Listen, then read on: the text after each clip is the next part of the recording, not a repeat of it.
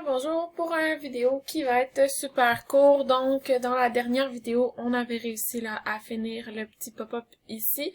Et là, on va faire le pop-up qui arrive en bas quand on pèse deux fois sur la même lettre. Donc, par exemple, là, vous avez déjà essayé cette lettre. Donc, c'est ça qu'on va faire maintenant. On est toujours dans notre CSS, on peut toujours travailler là, juste en bas. Vu qu'on n'a pas besoin, on n'a plus besoin du pop-up qu'on vient juste de terminer, on va l'enlever. Donc ici, à la place de Display Flex, on va mettre Display None. Voilà. Donc on est de retour là à notre page comme elle l'était avant. Et là, c'est ça ici là qu'on va venir placer en bas de la fenêtre. Donc, ça, si on retourne ici, c'est dans notre notification. Donc, on avait donné une classe de notification contenant, que je vais juste copier tout de suite en qu'à y être. Donc, en fait, c'est un div, tout simplement. Et puis, ça devrait vraiment pas être très très long là, à coder. On va aller chercher notre notification contenant. Et, bon, dans le fond, on va commencer par lui donner un background color. Moi, je vais mettre tout le temps le même... je mets tout le temps à peu près la même affaire, là. RGBA, puis je vais mettre 0,00, puis 0,3. Ben, 0,3. Avec un petit noir, mais un petit peu transparent. Je vais lui mettre un border radius. Et là, vous allez voir, dans le fond, le border radius, puisque si je mets, par exemple, 10 pixels, ben là, ça me fait tous les coins, OK?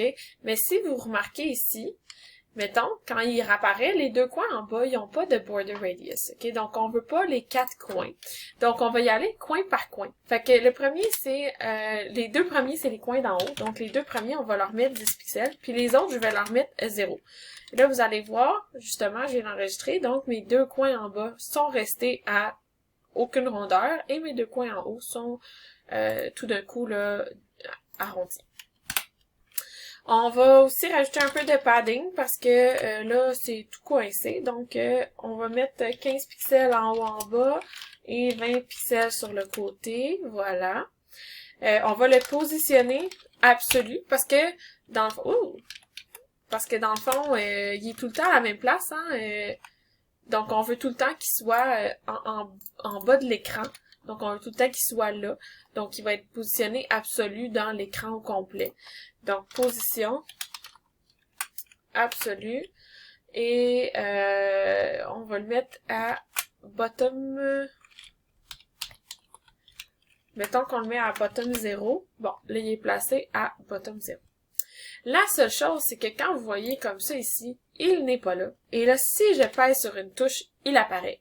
Donc, je veux pas qu'il soit tout le temps là, comme ça ici. OK? J'aimerais qu'il soit un peu différent. J'aimerais qu'il soit pas là. Puis que quand je clique dessus, il apparaisse. Donc, si ici, je le mets à moins 50 pixels. Ah, il est presque caché. Il va falloir le mettre à moins 70. Non, moins 80. Et voilà. Moins 80 pixels, il disparaît et je ne le vois plus, ce qui est exactement ce que je veux. Par contre, avec JavaScript tantôt, on va pouvoir faire en sorte que le bottom redevienne 0 quand il faut.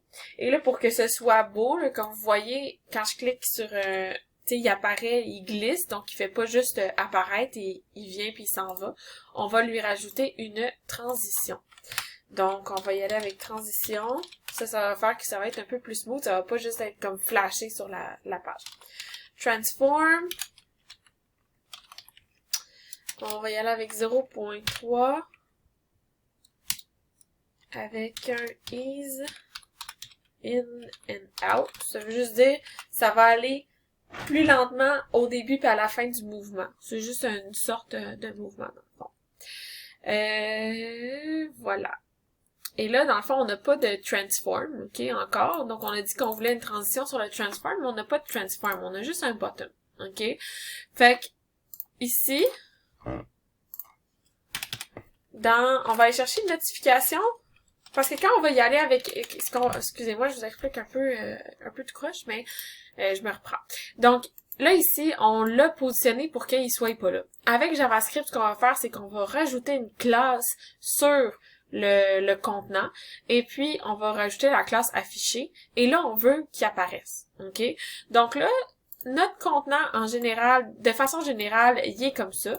Mais quand on va avoir un transform sur dans ce truc-là, ben, on veut qu'il aille doucement. OK? Donc, c'est ça qu'on est en train de faire. Et là, si, par exemple, je refais notification contenant, point affiché. Donc, ça va être utilisé quand, avec JavaScript, je vais dire, OK, on ajoute la classe maintenant de afficher à notification contenant. Là, on va y mettre un transform,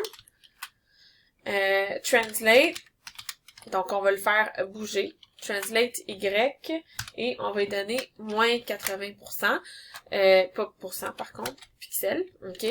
Donc, c'est ça qui va faire qu'il apparaisse là. Là, avec le sauvegardage, je sais pas si ça va marcher, mais on peut bien l'essayer ici. Si je rajoute afficher, bon, il n'a pas marché à cause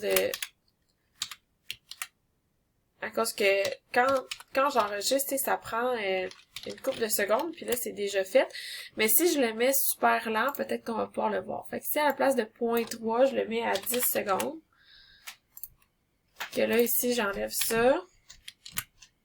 Là, je le rajoute. Bon, je le vois pas pareil, là, c'est à cause de l'enregistrement, mais tantôt, ça va marcher. OK? Donc, voilà. Donc, le transform ici va se faire là, je vais le remettre à 0.3 secondes, et ease and out, et voilà. La dernière chose, c'est que là, le padding a des marges. On va le garder comme ça. On va le garder comme ça. Là, il est un peu plus épais que le nôtre ici, mais c'est pas la fin du monde. Là. Je trouve qu'on voit quasiment mieux ce qui est écrit. Fait que, on va le garder comme ça. Je vais juste aller enregistrer ici. Voilà. Donc là, il n'est pas affiché. Tantôt, on va pouvoir rajouter la classe affichée avec JavaScript. Mais c'est fini pour le CSS. Alors là, avant de passer au JavaScript, on a juste quelques petites modifications à faire, dont enlever là, le contenu là-dedans, puis le contenu ici. Donc, ça va être rendu vide. Donc, pour ce faire, c'est dans notre HTML. La première chose, la chose qu'on a enlevé, c'est ici. Donc, on a un div de mauvaises lettres. Tout ce qu'on va faire, c'est enlever le span. Donc, il nous reste un div vide. Voilà. Et